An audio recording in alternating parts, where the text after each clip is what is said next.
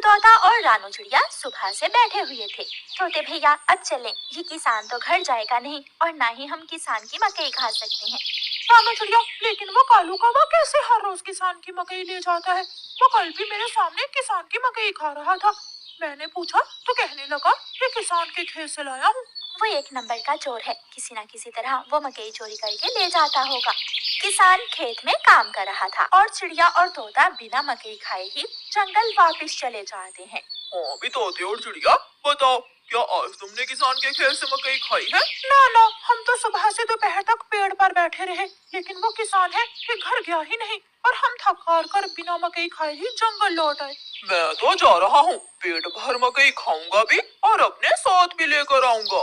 कालू कौवा इंसानों की बस्ती की तरफ जाता है। कालू कौवा किसान के खेत में जाकर किसान से कहता है, किसान, तुम्हें तुम्हारी पत्नी घर बुला रही है, तुम्हारे घर में मेहमान आए हैं। अच्छा, तो मैं जल्दी से घर जाता हूँ। कौवा शुक्रिया जो तुमने मुझे बता दिया।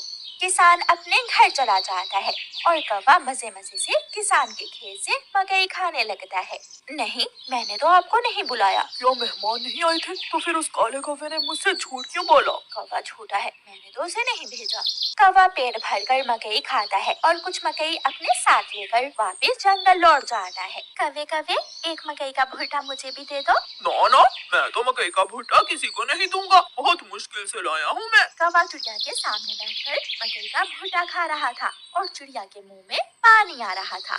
दूसरे दिन कौवा फिर से किसान के खेत में जाता है और किसान से कहता है, किसान, मैं अभी तुम्हारे घर से आया हूँ, तुम्हारे बेटे को तेज बुखार है, जल्दी से घर जाओ। कौवे की बात सुनकर किसान घबरा जाता है और कुछ सोचे बिना अपने घर भाग जाता है और कौवा मजे से मकई खाने लगता है। कहाँ है मेरा मुन्ना? मुन्ना तो बाहर खेलने गया हुआ है।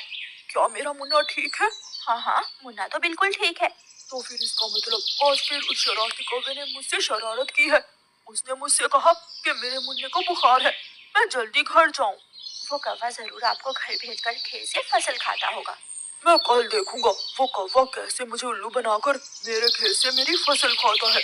कौवा जंगल जाकर बहुत खुश था।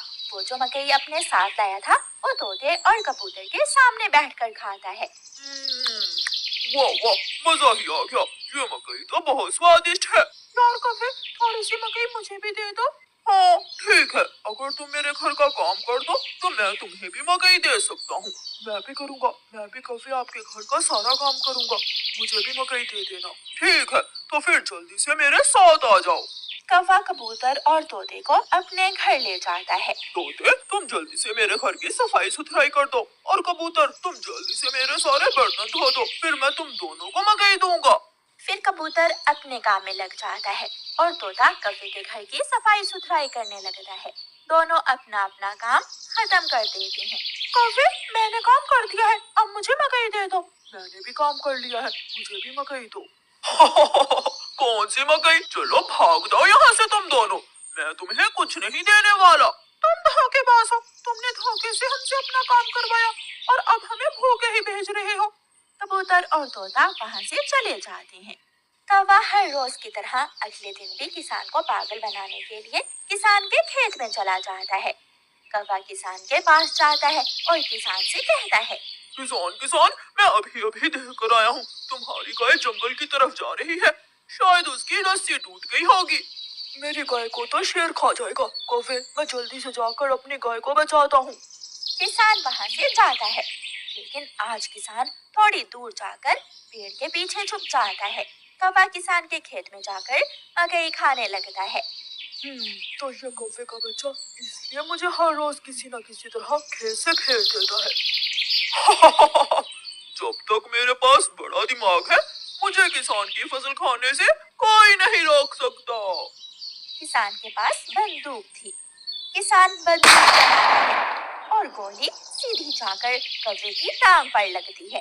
कौवा बहुत मुश्किल से वहाँ से भागता है और किसी न किसी तरह अपने जंगल वापस पहुँच जाता है। वो अपने घर के बाहर आकर गिर जाता है। हाय, मर गया।